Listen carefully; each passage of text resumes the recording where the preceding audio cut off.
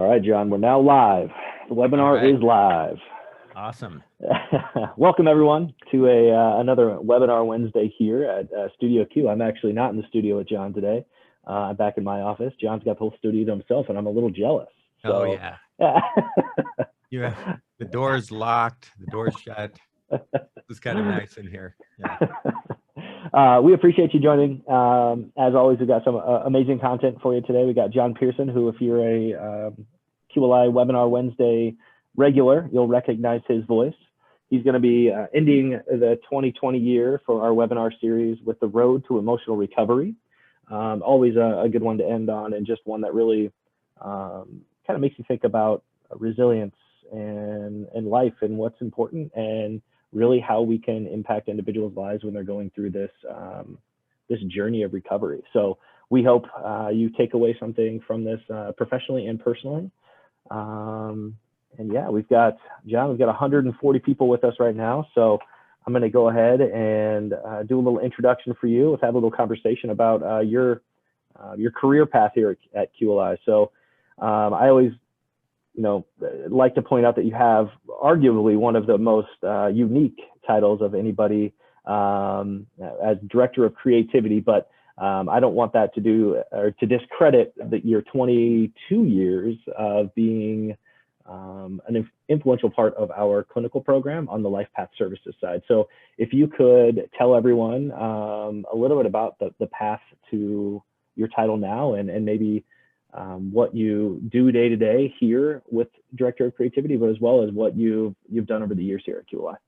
Yeah, I'll try to condense 25 years into 25 seconds because it has been quite the journey. I mean, Absolutely. from finding out about QLI and a little ad in the newspaper, the news staff don't even understand what a newspaper is, let alone that you would find a job in a newspaper, and coming to work at QLI and as an hourly employee, and then falling into a leadership and clinical role that I always tell people I was green as a pool table and twice as square. I had no idea. I was a clueless clown trying to lead a 2-float parade. But we had such great mentors, and we still do. And our mentoring program is so strong that it's really kind of what we're talking about today is revealing people's potential and giving them the tools to grow and to learn.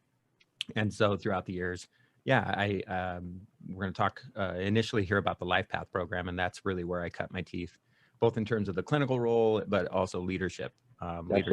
Leadership is something that I never saw myself ever aspiring to, and it was the thing that became most motivating to me. But then about 3 years ago, my boss, who's the CEO, Patricia Kearns here, approached me, and she knows that I love storytelling and I love photography, and she offered me an opportunity to pursue that and to tell the story of QLI through words and through pictures as well, and through video.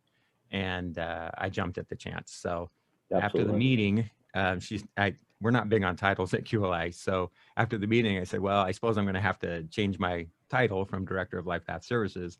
And she said, oh yeah, I didn't even think about that. Do you have any ideas? And I said, how about Director of Creativity? And she said, sounds good to me. So that's how I got my title. Talking about creativity, I think people make the mistake that they think creativity is being artistic. And certainly if you're an artist, you have to be creative.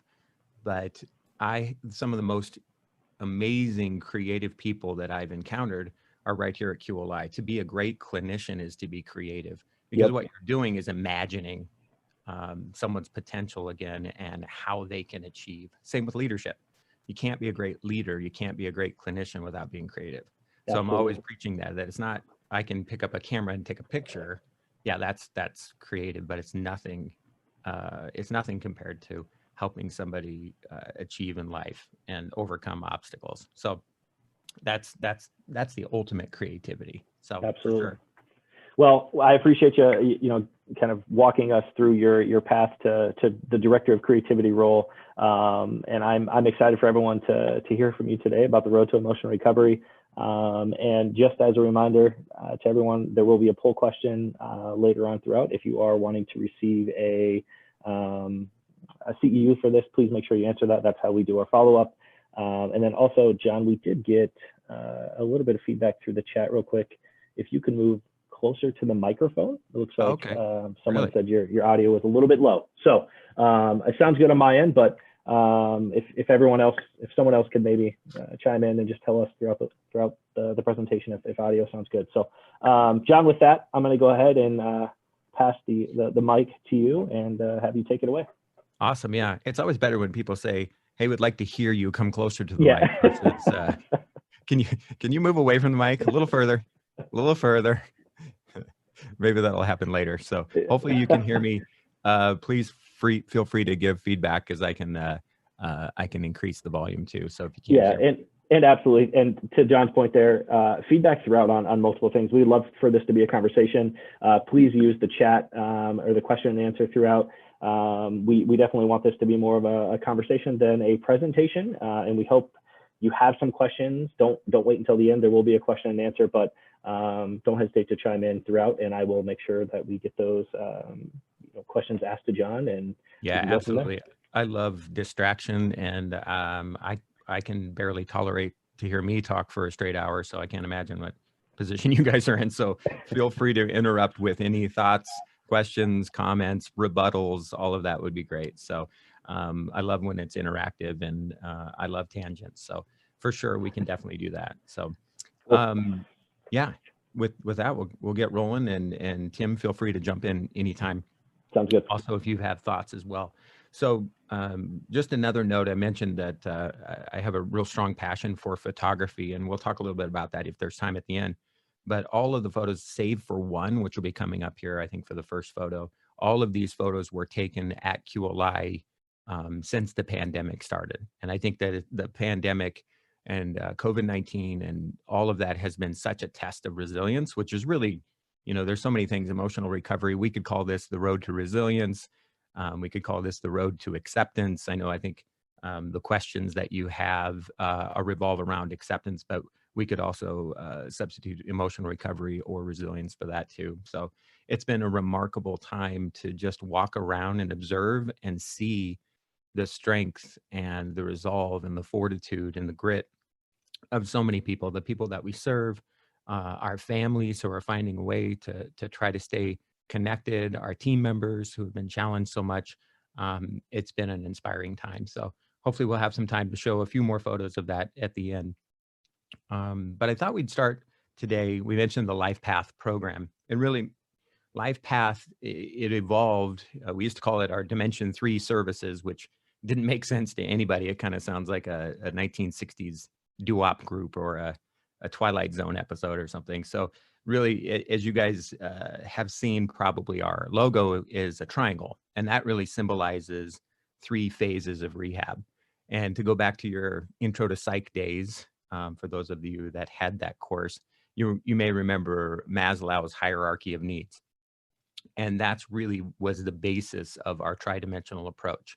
QLI was founded by a clinical psychologist, and that was really where the concept came from. And so Maslow talked about your basic needs as the base of the triangle. And in essence, if you did not have your basic needs cared for, then you were not going to be able to really put any energy or resources. Nothing else mattered above that. So in terms of our rehab program, we call that our health and safety. If our folks aren't healthy and they aren't feeling safe, then nothing really else above that triangle matters.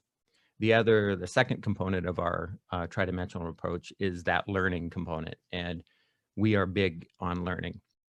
So I mentioned, clinician, clinical work or leadership or even photography. We believe virtually everything is a skill, and we believe that everyone has potential to learn and to grow. So that is a massive, massive part of our program. But at the end of the day, there has to be a reason for it all. There has to be something that makes it all worthwhile. And that's what we call our Life Path program. And it's not, I always say it's not rocket science, but it is the rocket fuel of our program. It is what propels the people that we serve and our families. And just thought we'd talk a little bit today about some of the components of the Life Path program. And I think it starts and ends with the quality of relationships that we're building, the trust, the rapport, the empathy, the compassion. If the folks we're serving don't genuinely believe that we are invested in their life, not just their diagnosis or their medical recovery, which is obviously very important, but we're invested in their life and everyone that's connected and everything that is important to them. So that relationship is so important that we're able to take time with people and build that really strong bond. Now, once the bond is established, we want to spend more time than just looking at what's happening today. While that's very important, and that's one down the list there, is taking a look at the impact of the injury. I kind of always think I'm a bit of a pest when I sit down with somebody and talk about life path. I really am inquisitive and I'm curious and I want to know, what did life look like before this injury, before this illness? So I may say, okay, it's 6 weeks before your accident. It's a random Tuesday. Walk me through your day. I want to know everything. I want to know the mundane things. So when you get in the car, what did you do? Did you listen to music? Did you listen to a podcast? What podcast was it? What kind of music do you love? I want to know the rhythm of your life, because what's happened, and I think, Tim and I were talking earlier, that 2020 has been a challenge for all of us, and it has interrupted our life path. It has interrupted the flow of our life and also the rhythm of our life. And I think that rhythm is so important, the routines and the people that we spend time with. When that becomes disruptive, that can be a real challenge. So I want to know everything I can about this person. Ultimately, it comes down to, what is it that they value? What's most important in your world? And as much as it sounds like a bumper sticker, because it is, I've seen them before, the most important things in life aren't things, right? They're people. So when you sit down with somebody and you say, tell me what's the most important in your world, they name people. They may say their spouse, their children, their family, their coworkers, their friends. And these are the things that are so important to people, the roles and the responsibilities. And that's what they're grieving. And that's what they're afraid of when they think about the future. How has this been impacted? And it's really important to just get this clear vision of what life was like before this injury. And ultimately what it boils down to is, what is someone's identity? There's so many interesting and fascinating things that I've seen throughout the years. One of the dynamics that I've seen, let's say I've seen this happen in, say we have a spinal cord injury support group, and maybe the folks in that group haven't met each other. So they go around the room and they introduce themselves. And I've noticed this several times. Someone might say, my name is Bill, and I am a C4 incomplete quad. And I think, gosh, that now has become Bill's identity, hopefully very temporarily. So Bill would have never said that, obviously, wouldn't even been a concept before his injury. And now the first thing that he says about himself is his diagnosis. How can we get beyond that? And our goal is, in a year's time, Bill doesn't start off with, I'm a C4 incomplete quad. Bill talks about what's most important in his world and how do we get back to that. So identity has been altered because of these injuries. Another one that I know you folks really, really understand that this is an issue. We can't just treat an injury. As clean and as simple as that would be, that's not what happens. We're dealing with humans, and we're dealing with everything that comes with that package. So drug, alcohol history, psychosocial history, family dynamics, educational barriers, maybe people who have had a criminal background, those things that were pre-existing before the injury, those don't go away after an injury. And in fact, they oftentimes become amplified. And we have got to take a look at those and how, and really examine, how can we help the person be successful, not just the patient. So that's a really important part of this Life Path program, is really examining those things and giving people an opportunity to address them, maybe for the first time. It doesn't always happen. I'd love to say that it does, but I have stories of people who have said, look, I'm here because I was drinking and driving, and thank God nobody else got hurt, but if I wasn't doing that and I didn't have an issue with alcohol, I wouldn't be here. And I want to face it. It's time to address it. And so that becomes a part of their program. There are other times where we build that relationship. We've got to build that relationship. They have to know we're invested in their success, and we may approach them with it and let's say, let's talk about this. Our job is to help you be successful in life. And we don't believe we can do that if we ignore the elephant in the room. And it's a big, big part of the Life Path program. Again, we mentioned we obviously have to assess how someone is coping today. But then we also have to forecast for the future. What does that look like for this individual and for their family and for their entire life? And that's, you want to talk about creativity. You're taking a look at somebody today and you're taking a look at their potential and you're trying to forecast and you're trying to plan for a vision for a life that's worth living beyond QLI, beyond today. And I can't think of anything more creative than that. And obviously, all of this isn't us developing a plan separate of the person. This person needs to drive this plan. They need to own the plan. That's a huge part of the Life Path program. So, you can't talk about emotional recovery without addressing what this Life Path program is all about. So thought that was it would be an important place to start our discussion today. And certainly if you folks have any thoughts or questions about that, let me know. I've been thinking a lot about Rachel, and we've told her story in this presentation before. And typically, I have told the story of Rachel's injury, her accident, and it's a remarkable tale. It's a harrowing tale. It involves her at 19 years old, in between her freshman and sophomore year. She worked at Panda Express. She worked late into the evening cleaning the store. She had a typical impulsive 19-year-old notion and decided that she was going to drive several hours across the state of Iowa into Illinois, drive overnight, leaving at 1 a.m., and she was going to surprise one of her best friends in Illinois. And this wasn't fueled by alcohol. It wasn't fueled by drugs. It was just a typical 19-year-old who was a good friend who wanted to do something and surprise her friend. She made it about an hour into the trip and she fell asleep and she went off the road. Her car flipped several times and she had a high-level spinal cord injury and she sat in the car for 6 hours. So that whole story, I have detailed that before, and it's a remarkable story of her resolve in the middle of that car. But for me, I was thinking about it, is like, that's not my story. I wasn't in the car with Rachel. I wasn't the state trooper who found her at sunrise. My story with Rachel began the first day that I met her, and I didn't know her story at that time. And it happened just right across our campus here at our coffee shop. And it was her second day at QLI. She had spent weeks in a rehab hospital and had transferred to QLI.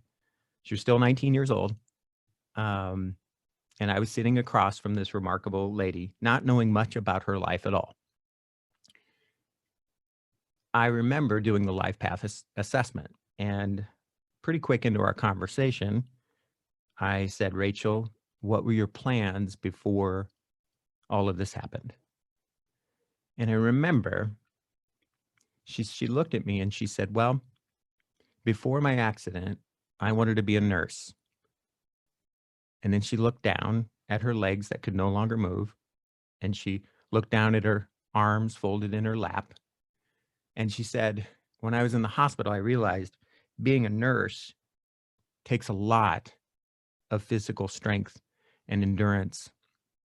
And I just don't think that I'm going to be able to do that anymore. And I thought to myself, oh gosh, I should know better. I asked that question too soon. She's really broken. This is difficult for her.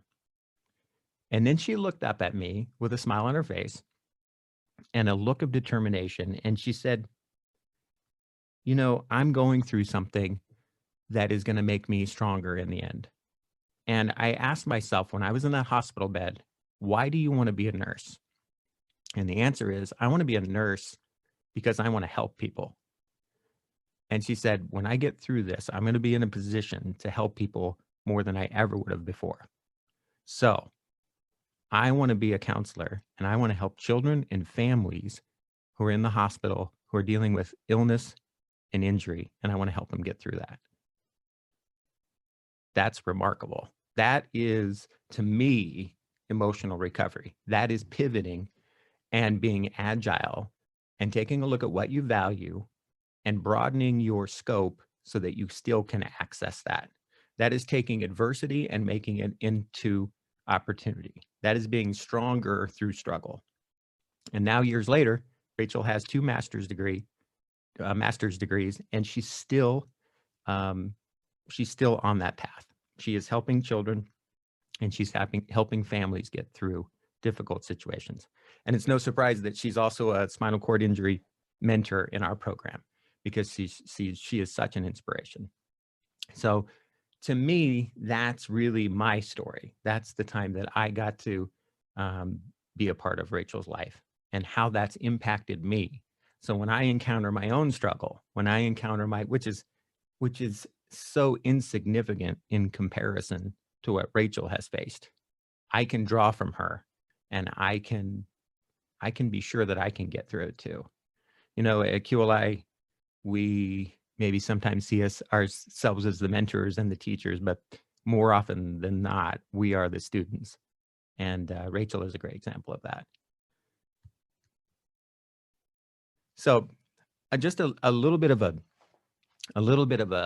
kind of a side thought. Typically, with somebody, when we sit down, let's say somebody like Rachel who's had a spinal cord injury, and I say, okay, what are your goals? What do you want to get out of QLI? Sometimes they'll look at you like you're crazy, and they'll say, I want to walk. What do you mean? What do I want to do? I'm here to get out of this damn chair. I want to walk. And that's the goal. I want to walk.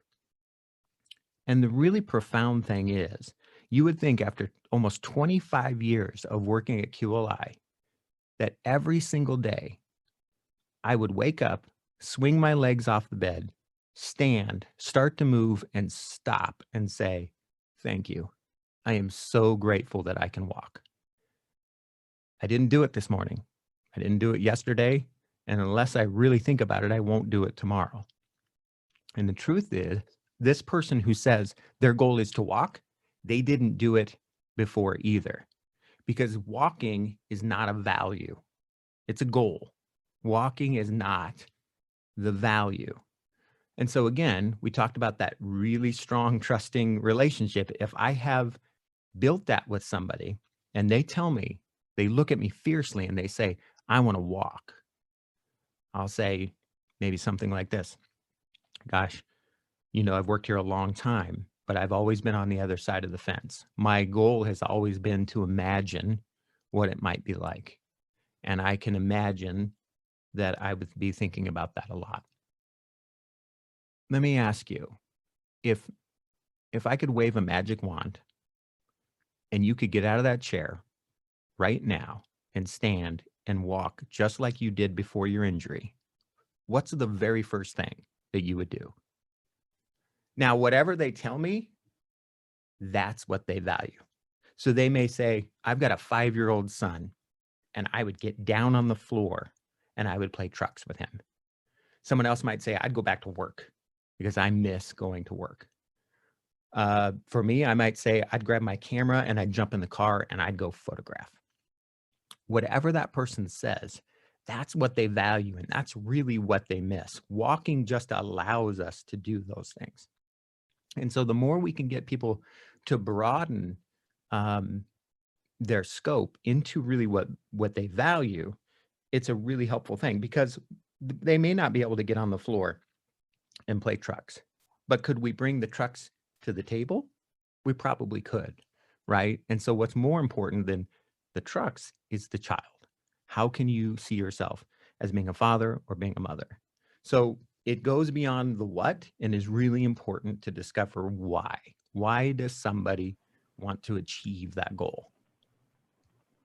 Absolutely. Hey, John, before you move on, I just want Yeah. to chime in. I think this is a good time to maybe reach out to our audience and ask you guys all to participate in the chat and just tell us maybe some challenges you've had with helping individuals navigate emotional recovery, especially with a catastrophic injury.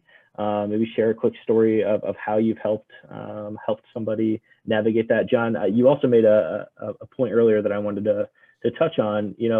Your title being director of creativity. You when talking about life path, you touched on a lot of things that really solidifies the point that anyone who helps somebody navigate this journey of recovery has the opportunity to be a director of creativity in a sense. Yeah. Understanding all of the moving parts and making sure that they all fit together.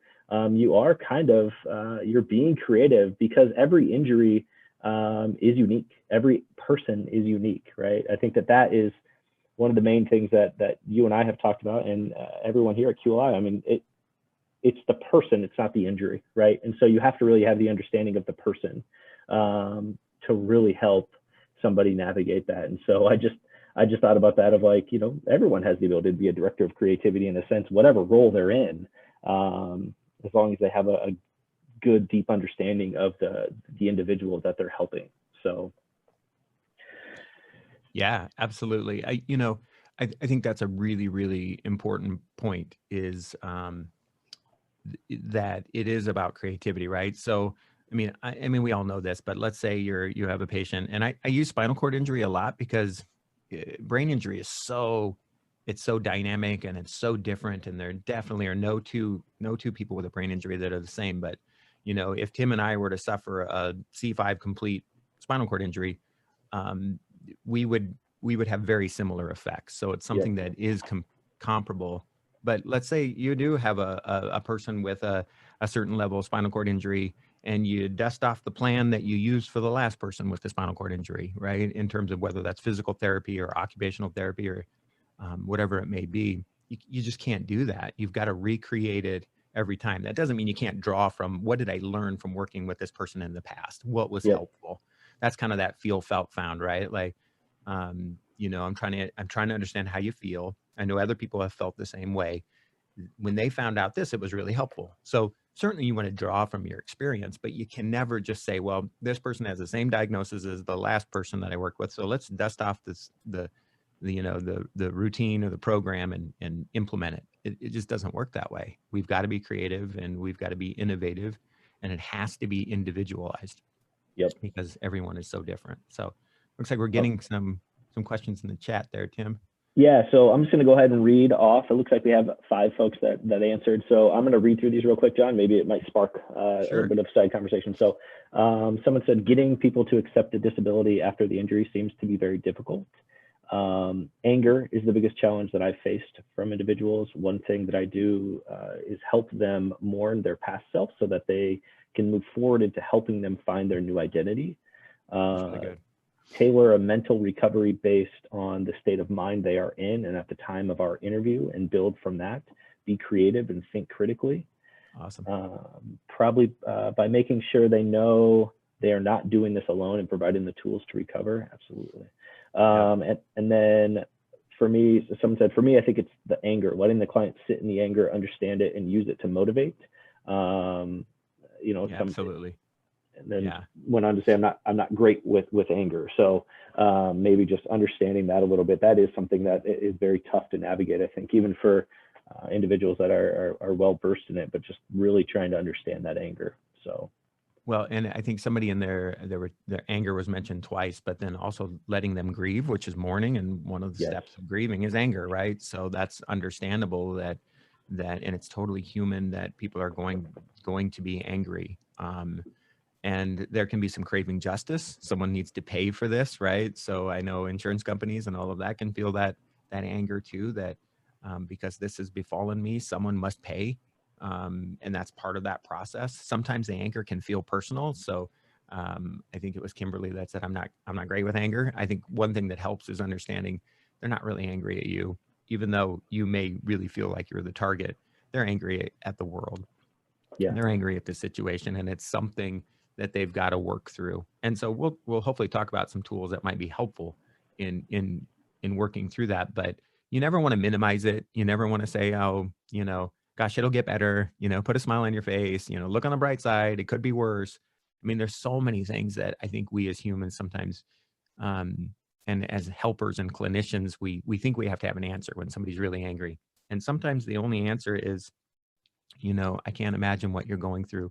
I just want you to know that I'm here for you, and let them be angry. I think somebody said that. And I think we don't always have to have a rebuttal to the pain that somebody's in from an emotional standpoint. And I know I have to check that myself, that I want to, and I think guys are the worst at this.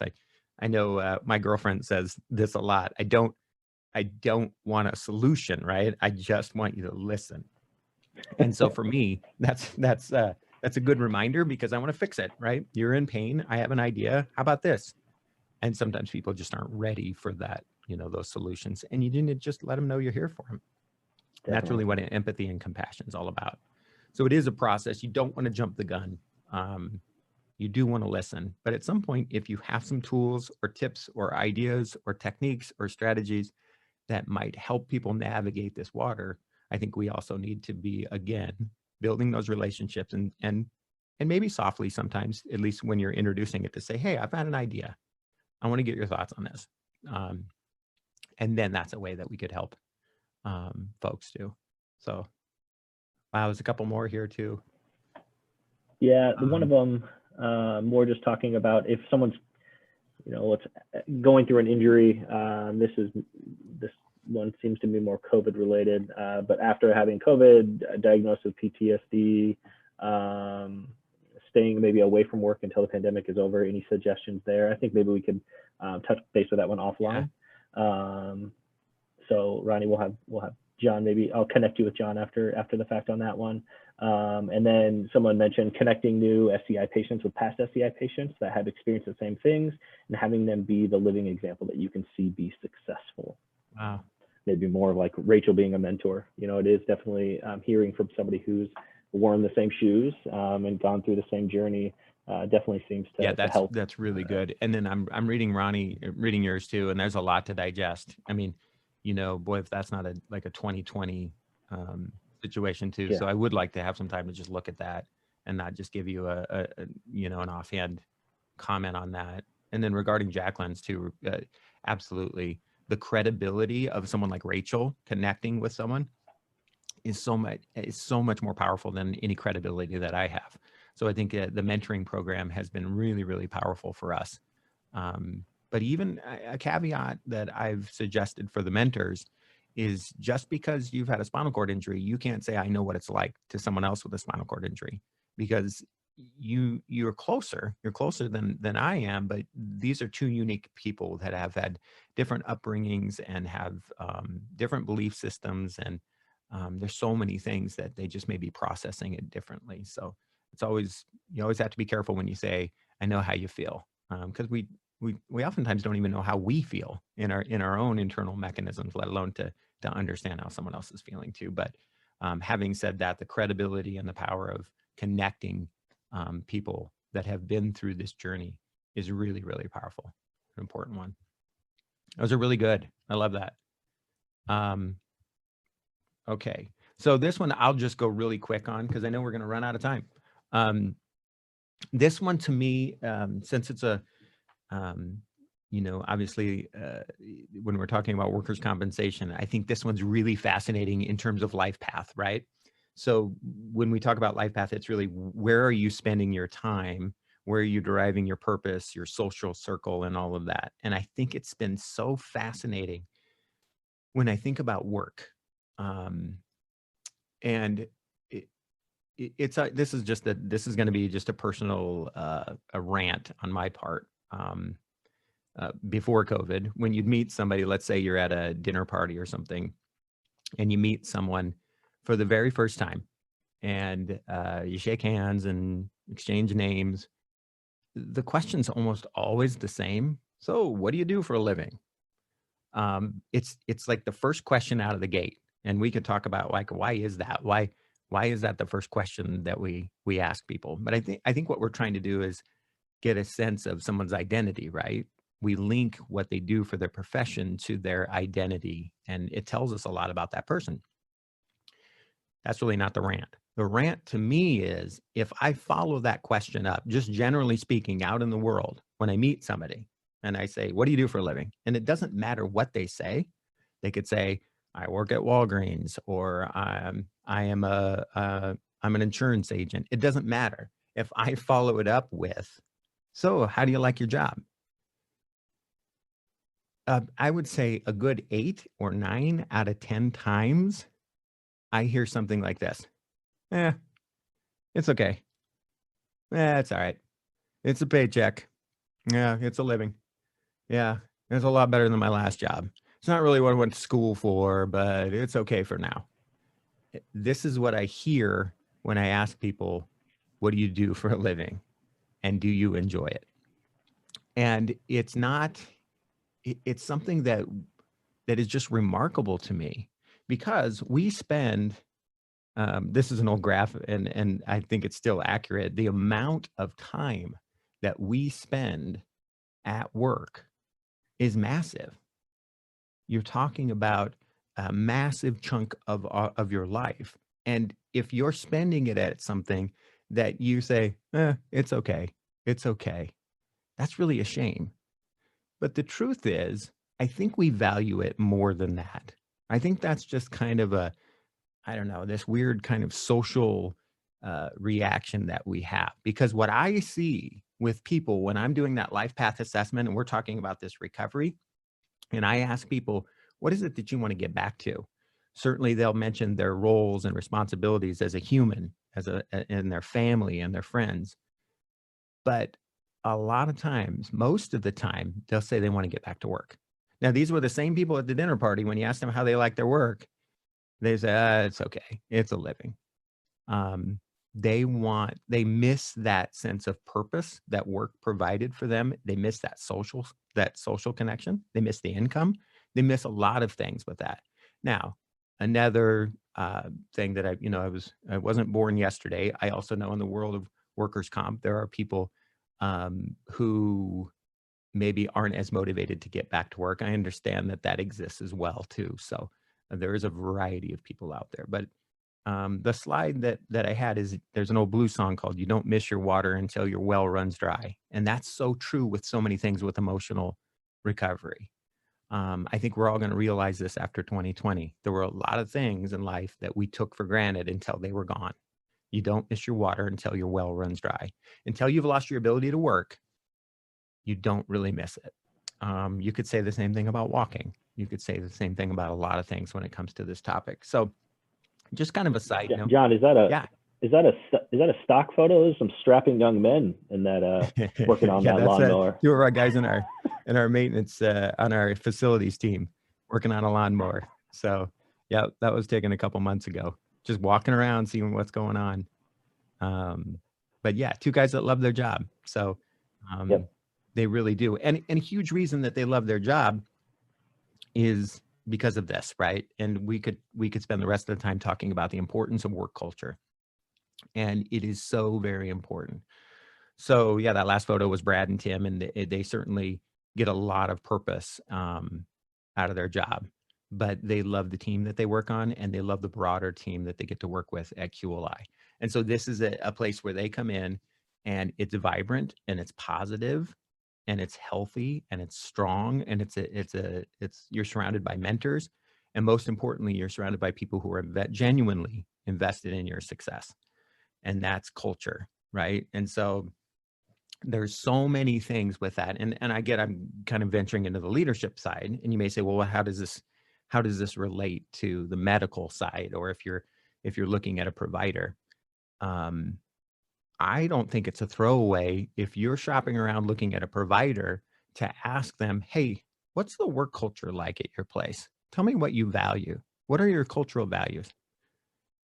Because if they don't value work culture and people don't want to work there, why would anyone want to receive services from that place? This is the palette in which the clinical program is painted upon. This culture has got to be strong. Absolutely. So just another side element that I believe the work culture in medical facilities is a huge deal. It is a big deal. Sometimes the only thing that will get somebody who's struggling with emotional recovery out of bed is that smiling, encouraging face who says, come on, you can do it. Absolutely. Sometimes, And John, yeah, I think, just back to your slide with Brad and Tim, I think it's important to, segue the culture with them and how we have incorporated those smiling faces and individuals that are truly committed to their career and love what they do, and motivating individuals who may, be wanting to get back to the tasks such as taking lawn maintenance, household cares, doing things like that. We connect them with our maintenance and facilities teams. Our therapists, our clinical program is such that the culture of our maintenance team, combines to make this therapy program. And that's really good for back to work, getting them motivated for those types of things. So yeah, I mean, it's the facilities, our facilities crew is amazing. They are a part of the clinical team. You're absolutely right. I can think of one of our guys who's got a spinal cord injury, and he's got a mild brain injury too. It's been a struggle for him. He's been angry. You mentioned that earlier. I've walked by and heard him on the phone, and I'm not exactly sure who he was venting to, but he is not happy, understandably. And he has now been, he's a woodworker. And so he paired up with one of our facilities guys, and he has now basically, this is kind of blossomed into a side business. He's building these beautiful wood planners, that he's now worked that into his program, and he hangs out at that facilities in their shop all the time, and he's working on these projects, and now this has become a huge part of his program.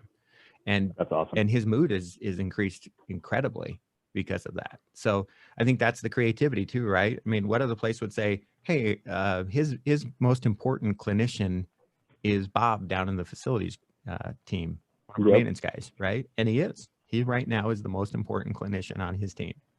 And his physical therapist, his occupational therapist would tell you the same thing. So that's that creativity and broadening who can be involved in a program. Yeah, totally right.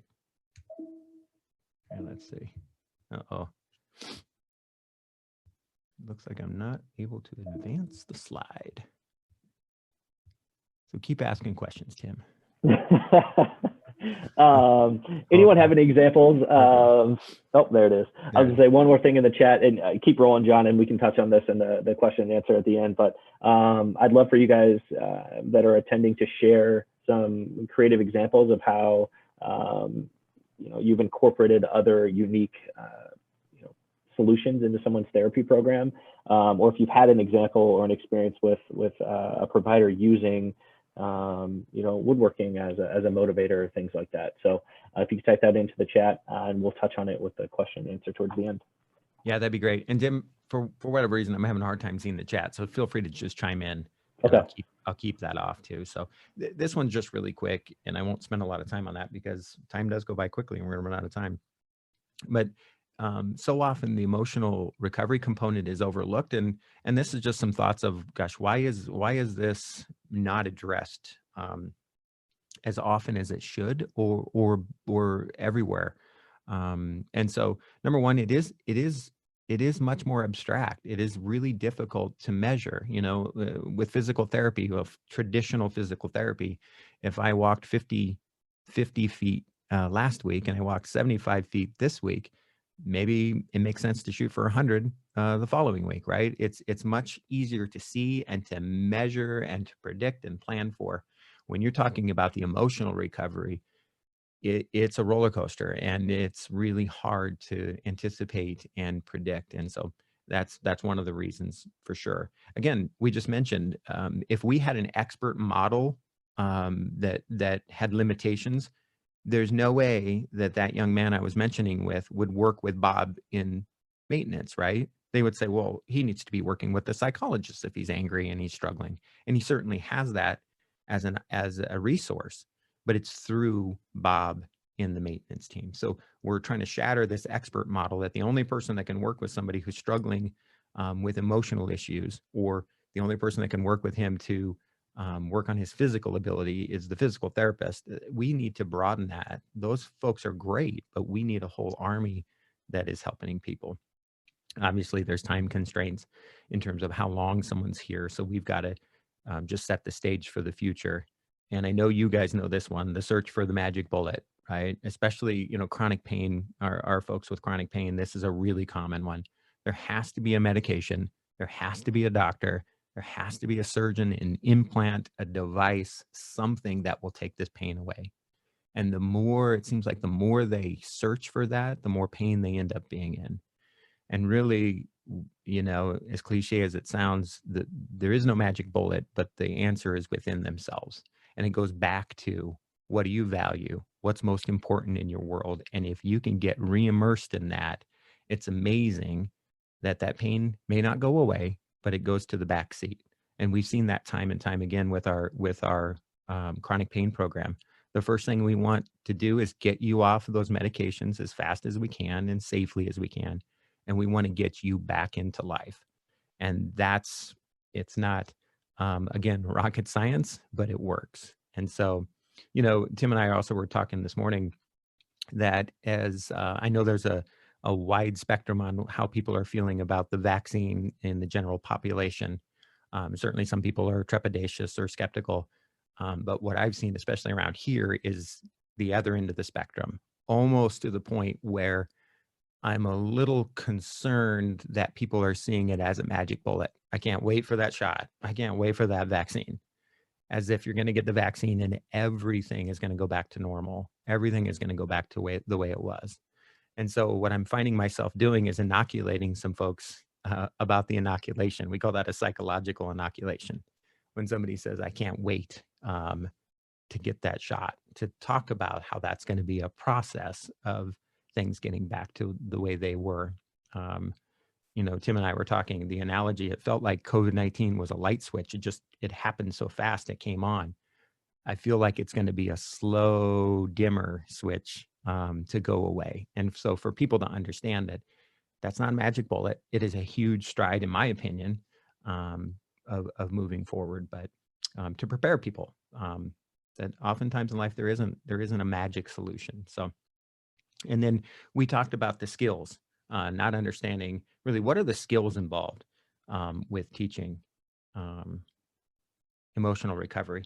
Again, I do want to allow time, but for those of you who are aware of cognitive behavioral therapy, this is a huge component of how we address emotional recovery. And it's really taking a look at individual core beliefs and then taking a look at how these beliefs shape our emotions, our thoughts, our judgments, and how we behave.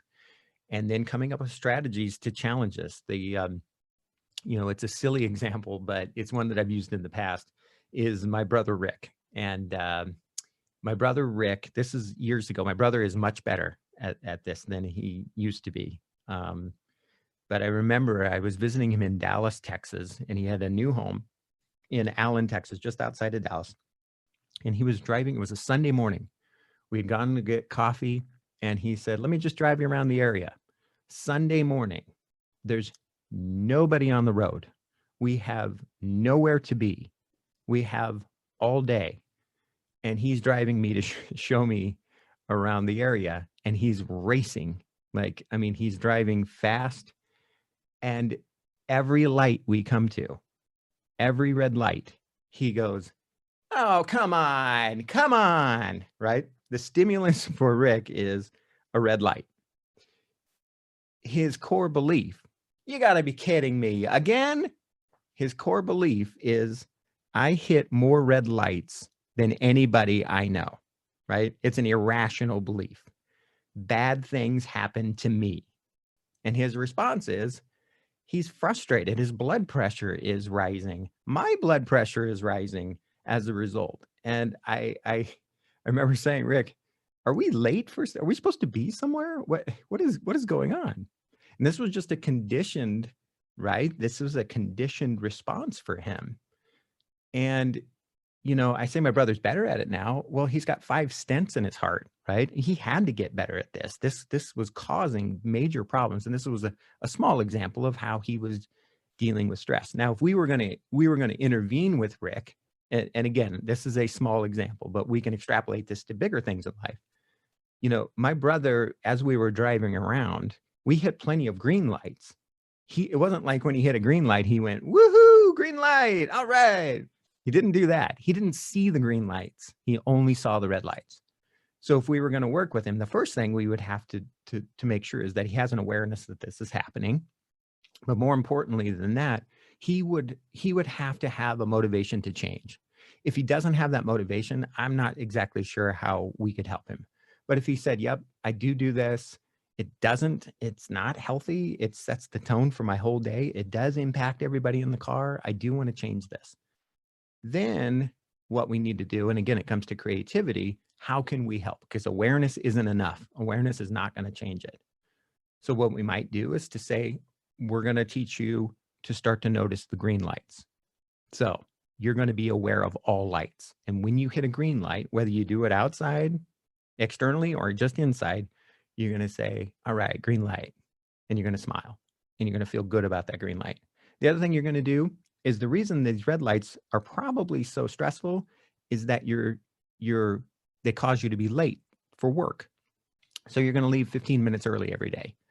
And when you encounter a red light, you're going to say, yep, there's another red light, but I'm glad I left 15 minutes early because it's not going to cause me to be late. Or you're just going to recognize the red light and you're going to focus on your breath and you're going to do deep breathing until it turns green. And then you're going to move forward. So small example, but we can help other folks, the folks that we serve, start to challenge these irrational beliefs. These are some common ones. You know, I mentioned that one for my brother, bad things always happen to me. We could add that one to the list. I must be loved and approved by everyone. They are all thinking of me. I've seen this one with folks. You know, we get folks out of the hospital and maybe they're going out for the first time, again, pre-COVID, post-COVID, in public, and they really believe that everyone's going to be staring at them in this wheelchair. And the truth is, people are more concerned with where they're going than looking at somebody in a wheelchair. I mean, it's an irrational belief that they're all thinking of me. They're all looking at me. Perfectionism is one. In rehab, we see this one a lot. If I avoid it, it will go away. It doesn't exist. I'll worry about that when I move home. And temporarily, that can ease some stress, but it's only going to cause a major stressor down the road. And catastrophizing is simply taking a stressful event and making it into a catastrophe. We obviously have to be careful because we're dealing with folks with catastrophic injuries. They have had something that we're labeling as catastrophic. But beyond that, that doesn't mean that every stressful event leads to another catastrophe. So how can you help people with these irrational beliefs? So through that is resilience, and resilience is definitely a skill. It is something that is learned. And these are some of the components. And we have Dr. Snell here who does an amazing job. I help, well, I don't know if I help, I chime in occasionally. So we do this presentation on resilience. Maybe some of you have heard that, but these are some of the takeaways from that presentation on resilience. And I won't go through all of those, but maybe just give you a second to take a look at those and if any of those jump out. But these are the keys to being resilient. And that's a huge component, obviously, of emotional recovery. Purpose is so important. Being mindful and of what's happening now and what you can control. Gratitude, optimism, those are all so very important. Maintaining hope. Gaining confidence, very, very important. These are the characteristics that we see with resilient people. And then again, this is one of my favorite stories, or one of my favorite photos. This is Emily and her team cheering behind her, and she gets to leave the gates of QLI and be reunited with her family. And so the passing of the torch really is recognizing that to help people with this process isn't to just help them and serve them individually. It's also to take a look at their families and make sure that they're equipped with strategies to help continue that process of recovery. So making sure the family is involved, making sure the workplace is involved is very, very important with all these elements. So with that, real quick, I'll just show you a few other photos. And so my own kind of COVID journey and lack of resilience that I felt when I first came to QLI. QLI historically has been such an open place. We have an open door policy. Office doors are open. You can go into anybody's office. The gates are never closed. And then all of a sudden, like I said, that light switch switched, and we had to keep people safe. We had to have rules, and we had to have signs, and we had to close gates and screenings and temperature checks, and people were wearing masks. And I remember those first days, it was just a whirlwind, and I just wanted to find a bunker and hide in it until it all went away. And the images that I was seeing as a photojournalist were images of, images like this, right? People being tested, and they were stark, and they were gritty, and they just showed the problem.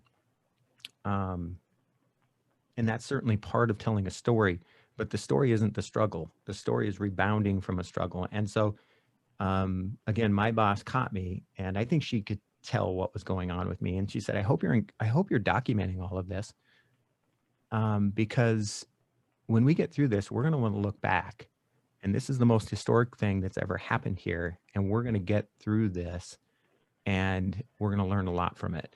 So she wasn't just giving me permission. She was encouraging me to get out and to take photos and to see people being resilient and getting back. I'm going to launch a poll question on the screen.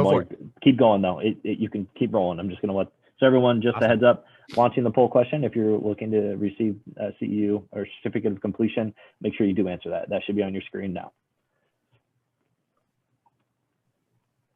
And I think you should be able to keep going, John, on your end. Awesome.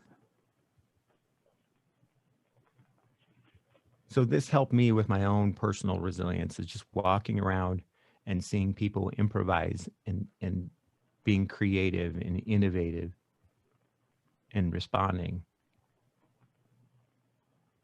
Still finding a way to have parties, celebrating a 50th birthday, finding a way to have pets and families visit, connecting with family, competing.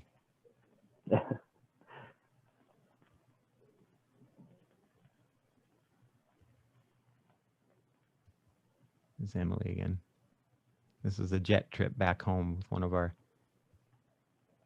guys who was injured in the line of duty as a police officer, and his family surprising him on the jet. This is 1,000,000 steps in our XO. Woo! Yeah. And then the next week he walks on his own.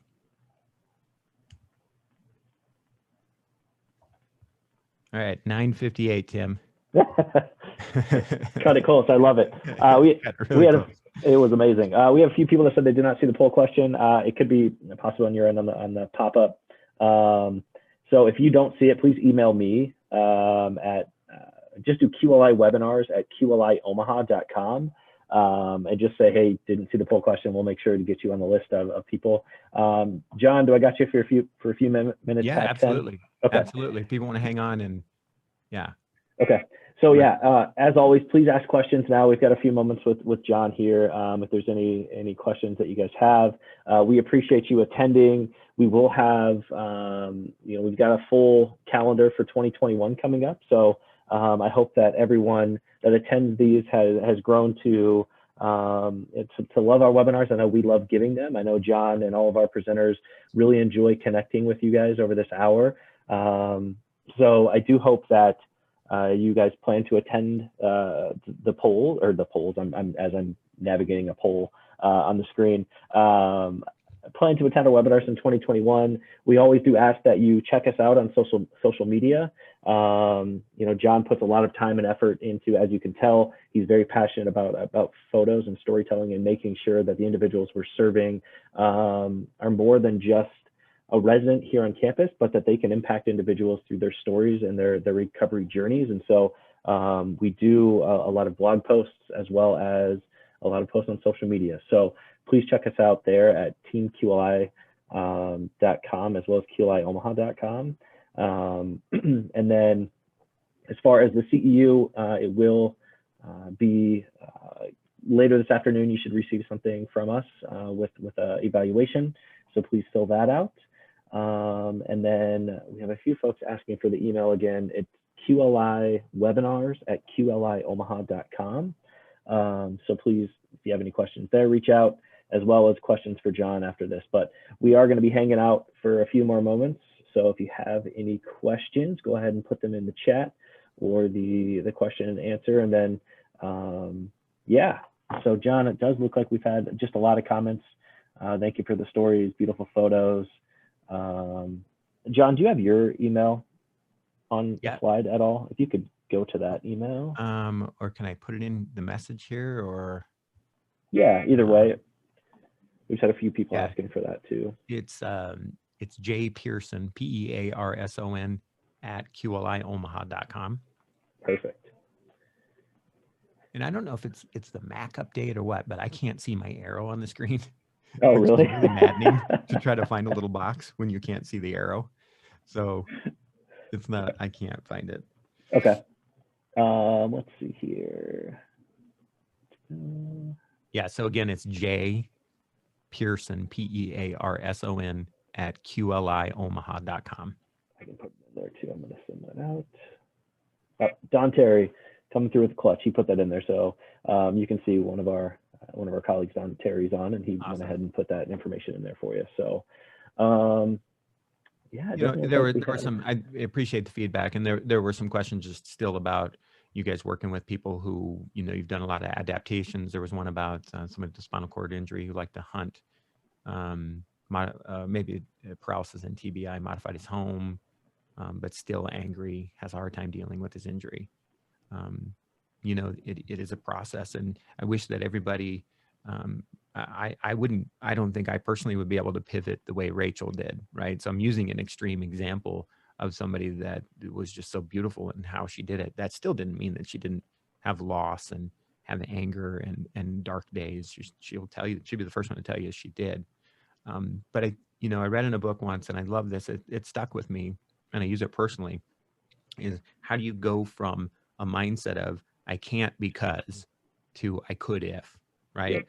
So for Rachel, I can't be a nurse because I've got this injury. And she broadened it and said, well, I could still really help people even more than ever if I did this.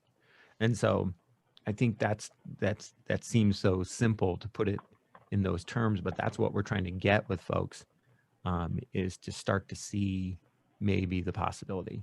So, yeah, and everybody's just so different. I mean, the number one predictor is how did they deal with adversity before their injury? That's going to be a big predictor on how they're dealing with this biggest adversity of their life now. So, absolutely. And we all need help. So making sure they're surrounded by people who are actually helping instead of hindering is obviously important, but obviously beyond our control sometimes too. Yep. I agree, John. As always, we appreciate you taking the time to put this together for us. Yeah, thank you guys. That was great input. It was fun to see all that. Yeah, and don't ever hesitate if anyone has any questions, reach out to us either, like I said, through QLI webinars at QLIOmaha.com or John directly if you have any questions directly for him. So happy holidays to everyone, and we hope to see you back on our webinars in 2021.